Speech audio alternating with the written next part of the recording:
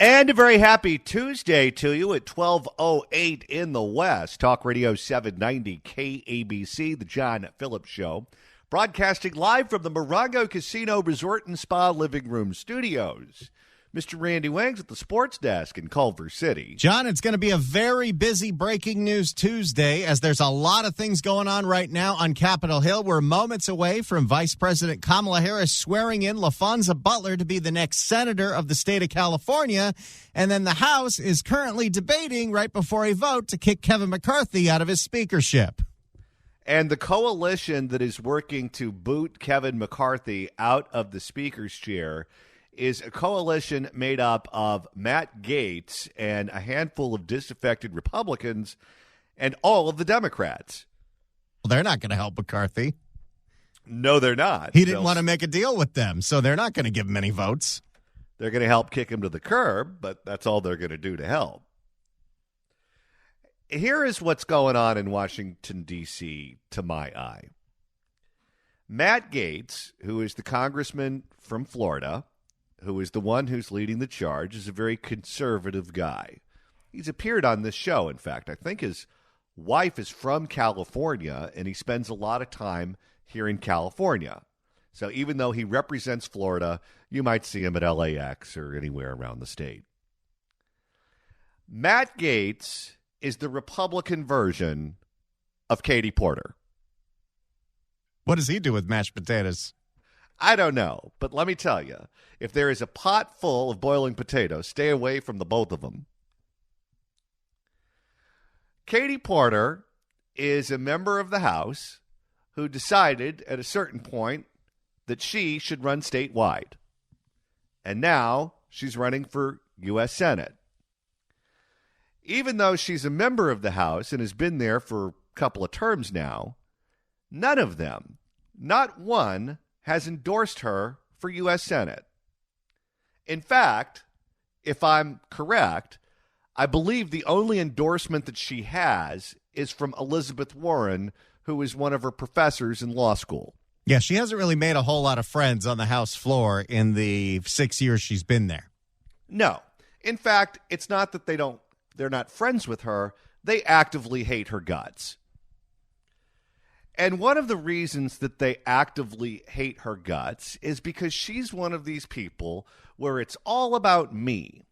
Me, me, me, me, me, me, me. And if it's not about me, I'm going to hijack whatever hearing is going on, whatever event is going on, whatever strategic session is going on, and I'm going to find a way to make it about me, and then I'm going to go all over television and raise money off of it.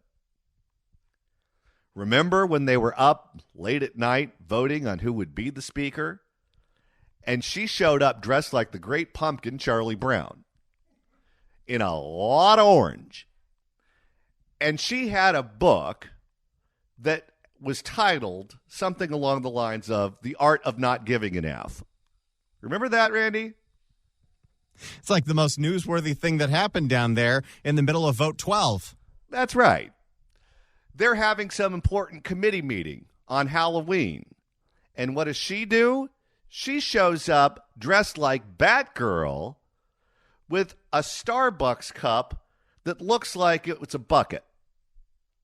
And those images and those pictures of her dressed like Batgirl were the only thing that made the news that day. She shows up to the committee hearings with the whiteboards and the markers. And she does her prop comic routine. And whatever it is that happens at that meeting, again, gets lost in the shuffle, and it's all about her doing her act. And all of those situations result in her getting booked on the shows that are ideological, where they support what she's doing. She's always on MSNBC. She's always on CNN. And what happens is, when you dominate a news cycle, and when you then show up on the shows and you promote your social media and you promote your website and you promote whatever it is that your program is, you raise buckets of money. One of the reasons that she's running statewide is that she is raising buckets of money. She's a much better fundraiser than other members of the House, including Barbara Lee, who's running against her. because she has a bigger profile. And the stunts that she pulls that hijack whatever it is that her party's trying to do, that's the reason that she can raise the money. What it results in is everyone on her team hating her guts because she's selfish and she's all about herself. What Matt Gaetz is doing now, and you may agree with what he's doing about Ukraine, you may agree with what he's doing about Kevin McCarthy, but he picked the spot on the calendar and the time on the clock where he was going to take control of what's going on in the U.S. Congress and make it all about him. He is pulling a stunt the same way that Katie Porter pulls stunts all the time, and he gets booked on all the shows. He was on the Timcast. He's on cable news. In fact, I think he was filling in for someone on Newsmax. Yeah, I don't know how that ethically is allowed, but they just allow congressmen to host shows over there. He's always on. And every time you do one of those hits, it rings the cash register. He is a member of the House who is also running statewide in Florida. He's running for governor. And he has made the strategic decision that Florida is no longer a purple state. Florida is a blood red state. And if he occupies the right flank in that race and can raise more money than anyone else, no one can beat him. What he's doing is not about Ukraine. It's not about Kevin McCarthy. It is about building up his portfolio and his fundraising so he can be the next governor of Florida. What that is unbelievably selfish. It works out for him, and it works out for his political future. Maybe. Always be aware of the law of unintended consequences. But he's sacrificing everyone and everything else in the process. Most people are not political animals. You look at the shows on cable news. Tucker Carlson for a long time was the number one rated show. Now I think it's the 5. On a good day, Tucker Carlson would get 3 million people to tune in. That's a lot of people. That's more than Monday Night Raw, for heaven's sakes. A lot of eyeballs. 6 million of them. With the exception of the people from Chernobyl. Then you can throw a few more in. But that's how many people are interested in politics at 5 o'clock at night in the West. Most people are not political animals. Most people live their own life, and they want the government to function. And if you own a business that does business with the federal government and you sell them items, you expect to be paid. If you work for the federal government and they are the ones responsible for signing your paycheck, you expect to be paid. That's how most people look at this. So by assuming that everyone is a political animal the way you are about the subject of Ukraine or the subject of Kevin McCarthy and willing to take it to this level, you're making a lot of assumptions that I don't necessarily know are true. The polling says that if there's a shutdown, the public's going to blame Joe Biden. He's the guy in charge of the government. But in the 1990s, the polling also showed that the public would blame Bill Clinton, and Newt Gingrich ended up being the one that paid the price, which is why Newt Gingrich is all over television now telling Matt Gaetz to jump in a lake. When you're also a member of a legislative body, you have to work together to get anything done, particularly when you have very slim majorities, and particularly when that slim majority consists of people like Lauren Boebert and George Santos. And you have to make certain compromises, and you have to understand the reality that you have. You can have an 8-seat majority, or whatever it is that they have right now. It might even be less than that. I think it's 5. Okay, so they have a 5-seat majority, and one of them's Boebert, and one of them is George Santos. So one could be in jail at any moment, and the other one could be grabbing some guy's crotch at a play. Hopefully she can vote one-handed. Okay. If you have a 5-seat majority, you have to run that institution understanding that you have a very fragile 5-seat majority. You can't wish you had a 30-seat majority and behave like that.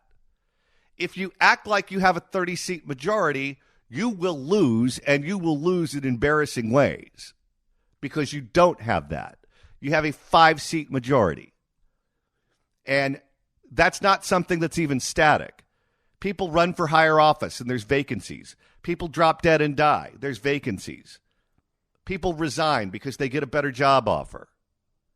And you have to take all of that in consideration every time you put something on the calendar.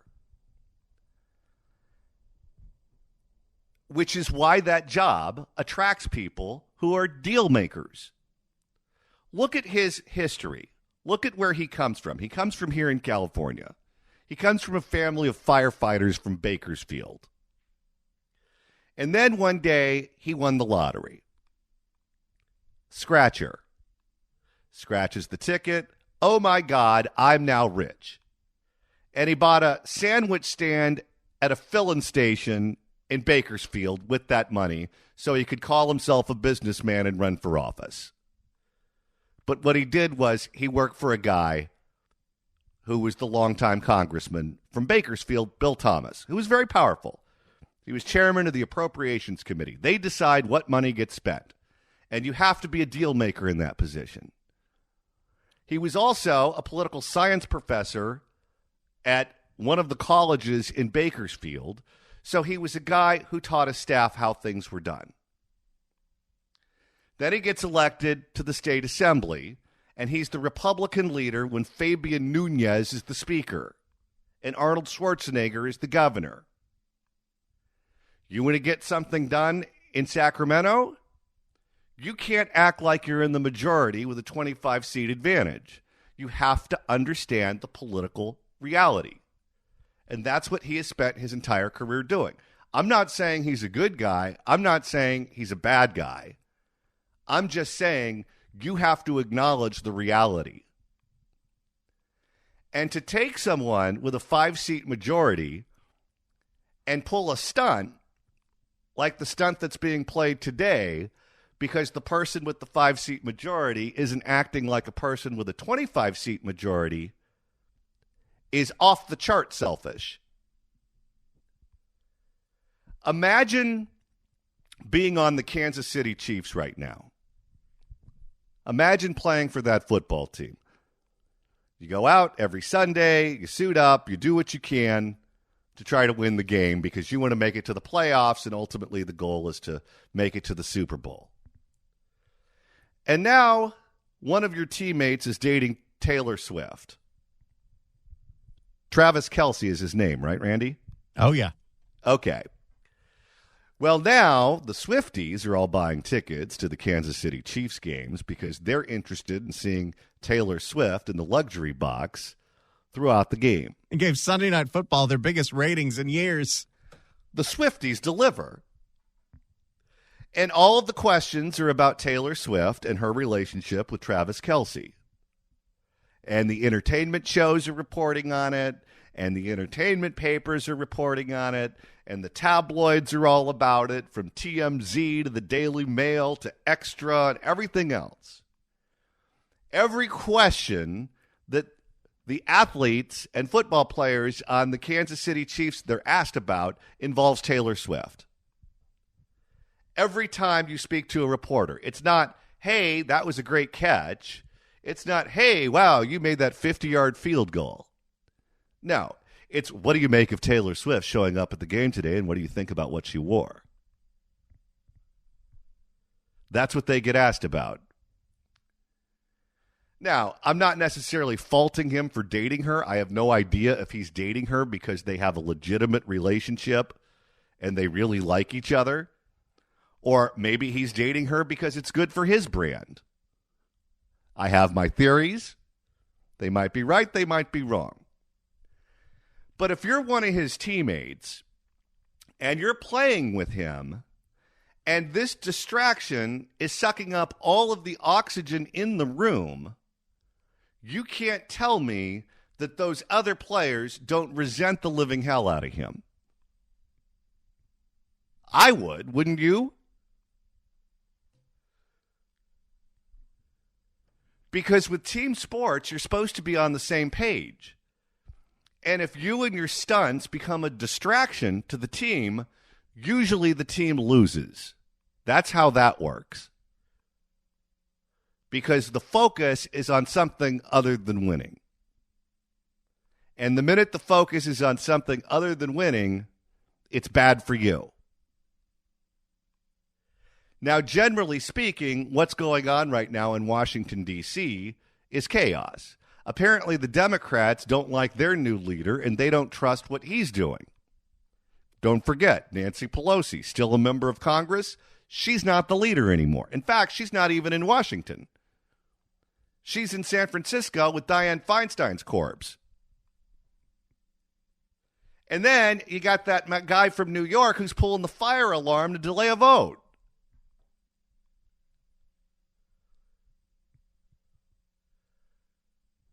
It's complete chaos.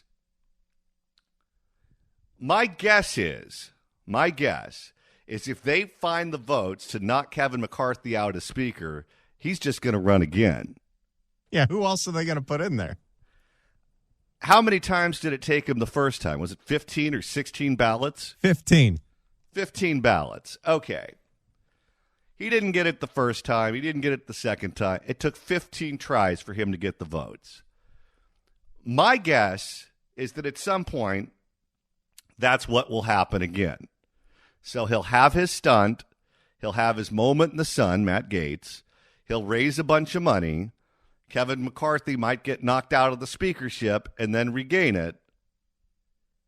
And if Kevin McCarthy is smart, he'd find someone in Florida that he likes that's running against Matt Gaetz for governor, and he'd help him out.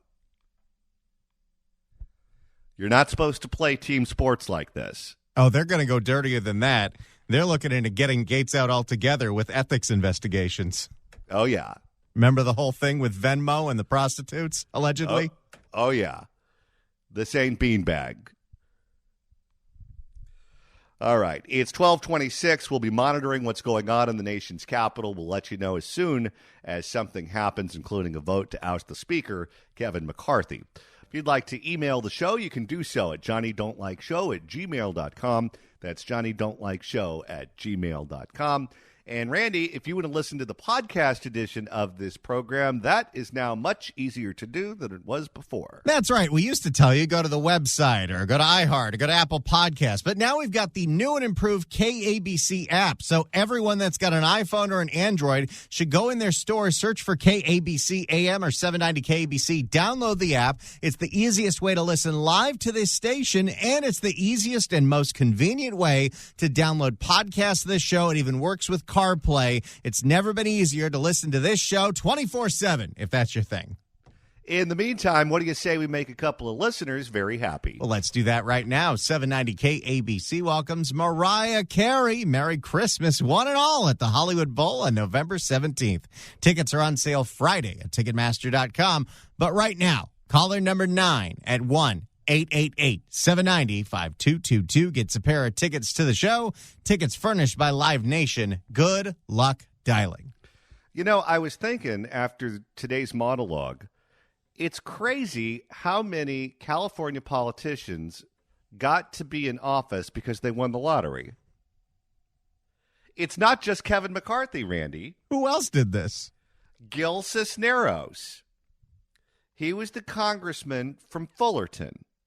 He lasted exactly one term and then got voted out, and now he's running to replace Grace Napolitano in Norwalk. He was apparently a big, fat, morbidly obese guy who was married to someone who worked at NBC4. He bought a lottery ticket and won. And the minute he became rich, he figured he now has a reason to live, so he lost all the weight and ran for Congress. And won. Of all the things people dream about doing if they actually win the lottery, Running for Congress is a strange one. Yeah, that would not be me. It is day 2 of no cash bail in Los Angeles County. And Randy, the district attorney of Los Angeles County, says, don't you worry about that. It's actually going to make you safer. Quite frankly. Yes, because we're going to get all the people out of the jail that shouldn't be in there, so there's room for all the people that should be in there, whatever the hell that means. So that's the take from the village idiot. Over at the Board of Supervisors, they're very worried about it, but they're not worried that the sky is going to fall, which they know is going to happen. What they're worried is that you're going to blame them. There is a lot of passing the buck going on where even though this came from the courts, the court says that this is something the legislature did with a bill they passed last year. And the DA says, no, it's the courts. And the Board of Supervisors says this is new and we don't have anything to do with this. We support the policy, but we have nothing to do with this. So don't blame us when your house gets torched. This, of course, is one of the reasons that Chesa Boudin was thrown out as district attorney in San Francisco. Zero bail, something that we had during COVID, and it did not work. No. In fact, that's right around the time where crime exploded. Well, and the problem with this system is it's incredibly complicated, and I listened to hours and hours and hours of a Board of Supervisors hearing last Tuesday. I was able to cut off enough clips to explain to you what exactly is going on, what this new process is, and what are the crimes that are now classified as cite and release, which means they don't even book you in jail. They give you a ticket and say, please show up to court. We'll get into all that. Let's start with Lindsay Horvath, who brought forward this meeting where she asks the CEO of LA Superior Court, David Slayton, about some of the crimes that are considered cite and release and not serious crimes. Why are offenses involving guns, sexual battery, crimes against children or older adults, contact with minors, intent to commit a sexual offense, why are those considered nonviolent and non-serious offenses by the court? Yikes. Let's hear what this guy has to say. Yeah, I know Sharon Wu mentioned this. The legislature makes that determination. So they're beginning of the thing. Let me blame the legislature for this. But he's actually right because all of those crimes got reclassified as non-serious because of Prop 47. Right. But instead of saying we need to remove all of this bad legislation from the books, they support it. They just don't want to be blamed. No, every single person involved is taking the opinion of, well, this is the lot we're given. We're just going to have to make the best out of it. The legislature makes that determination. So there are provisions that the legislature determines what are the serious and violent offenses. It is in statute. And so even the mention of residential burglary earlier by Ms. Wu, even Gascon is worried about that one. Residential burglary is a cite and release under this new policy. While there may be some thoughts that is a serious and violent offense, the statute specifically in 1270.1 of the Penal Code exempts that. So the court has looked at what is the... You break into somebody's house, that is not a serious crime. No, it's something that's encouraged by the district attorney. So the court has looked at what is the guidance that the legislature has provided on behalf of the people of what is serious and violent, and that's the determination between what's serious and violent versus what's non-serious and non-violent. So it's helpful to know our civics here is what I'm hearing you say. Who is responsible for what, and the state has a role to play in that. Don't blame us. Blame the state. Okay. Juxtapose this with what happened over at the MTA when they said, we don't need actual safety on the trains. We need the appearance of safety. And all these supervisors sit on that board. That's right. They don't want to get rid of the bad laws. They want to keep the bad laws on the books. Just don't blame us. So the entire thing that Zero Bail is talking about with this new schedule that started on Sunday is the release for pre-arraignment. So you would get booked, and then you'd see a judge, you get arraigned, and then you know what your terms of release are or your bail is. But there's a difference between when you book somebody in jail and they go to see a judge and you give them a ticket. And the difference is, instead of that process taking 2 days, it takes 30 days. And this is why this is going to be a problem. So for people charged with a cite and release, book and release, or magistrate review offense, how much time will there be between arrest and arraignment? So individuals who are held in custody prior to arraignment, those arraignments are required by statute to be conducted within 48 hours of the arrest. Weekends and holidays are exempted under the law from that. So those individuals that are still in custody would be within 48 hours. Individuals who are arrested and released, the arraignments are currently held within 30 days. And we've been in conversations with... So that means 30 days, John, before the DA or a prosecutor even gets the paperwork. So charges have not been filed, and this is how people are able to reoffend over and over and over again because the other police agencies don't even know that someone was arrested. That's right. Hide the information from the relevant parties. Both law enforcement and the DA's office and public defender's office about ways to expedite that. The court is a 24/7 operation. And so, we're happy to expedite those cases, but of course they have to be filed. But right now, I believe the turnaround time from arrest to arraignment for someone that's released is 30 days. Instead of getting arraigned within 2 days when you get arrested and booked in jail, it's now a month before you even have your arraignment, which means, and we've seen this during COVID because this is what was happening during COVID, and now this is what's happening now. People get out, they reoffend, even if they keep piling up ticket after ticket after ticket, and even if people like Gascon says we should be putting people with open cases away, nobody even knows about the open case for 30 days. That's right. And let's say you reoffend right away. Well, the DA hasn't even heard about it from the first time you offended. And the other police agencies, the sheriff's department may have made the arrest so they know about it, but because it was a cite and release, they don't go through the booking system, so LAPD doesn't know. Orange County Sheriff's doesn't know about it. Let's hear Lindsay Horvath ask about people being rearrested. I saw in your presentation that you do not believe this will increase, that zero bail does not increase rearrest rates. But I heard from our sheriff that he is experiencing in Los Angeles County a 20% increase rearrest rate. And those are the people we catch a second time. So how do you reconcile those two things for me here? I don't want to speak for the sheriff, but I believe the sheriff said that there's still a 20% rearrest rate for individuals who are released from custody, not a 20% increase in rearrest.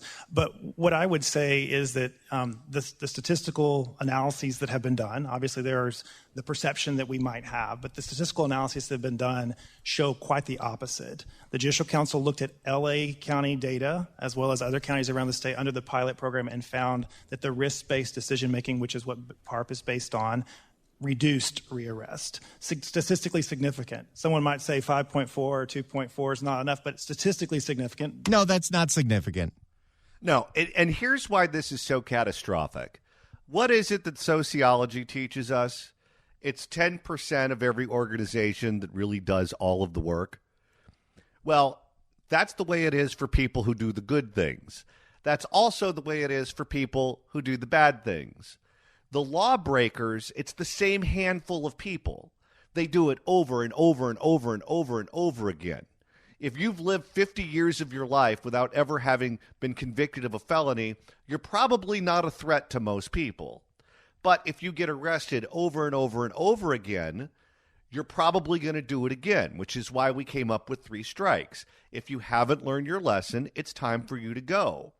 What this will do is it will take that population of people, the people who break the law over and over and over again, and we say, okay, we're not going to lock you up. We're not going to give that information to agencies that could use that information to prevent future crime because we look at you as being a victim and we look at the people that you're victimizing as being the ones with privilege.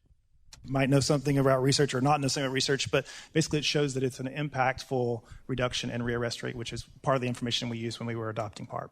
Okay, Sheriff, did that accurately reflect how you are experiencing rearrest? Yes, 20% rearrest rate for people that are released on zero bail. That sounds like a failure to me. Yeah, no kidding. Now let's move on to Gascon didn't show up in person for this, but he sent someone to represent the DA's office. Her name is Sharon Wu. Let's hear what she has to say about people reoffending over and over and over again.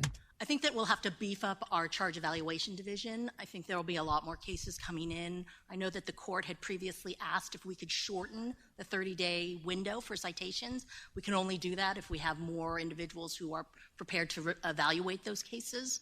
So I think it would be, and I'd have to look and see how that would actually work. But I think it would be a request to have more individuals in our charge evaluation division so that we can more quickly review the cases. You mean instead of waiting 30 days? Wait, isn't your office the same office that just turned down grant money from the state so you could hire more prosecutors to go after people for retail theft? That's why Gascon didn't go to this meeting personally. And also determine if there are individuals who have reoffended while out on a citation or book and release or magistrate release, because oftentimes those can come very quickly. You can be arrested on October 1st. We don't even have a case yet. You can be arrested again on October 4th. A case still has not been brought to us because they have 30 days to bring it. And so we want to try to address that gap. Then why are we going through with this? It's almost as if someone in the government should say stop. The way it used to work, if you were arrested for something like a smash and grab or a burglary or what have you, you were put away until your arraignment. Then the terms were set. Then you would have all your court dates. Now, instead of that 2-day process, we're letting it go 30 days, which means you can pile up an entire stack of tickets before you ever see a judge, before a prosecutor even knows about any of this. This is going to lead to chaos, which is exactly what they want. If you'd like to email the show, you can do so at johnnydon'tlikeshow@gmail.com. That's johnnydon'tlikeshow@gmail.com. And Randy, you're monitoring the mailbag. Well, John, here's someone that wrote in at johnnydon'tlikeshow@gmail.com. The title of the email is LaFonza Butler. John, when I'm stressed out, I double up on my food intake, so my food bill this month is going to be astronomical. Sincerely, Katie Porter. I don't think that's actually from her. Couldn't be, because she misspelled her own name.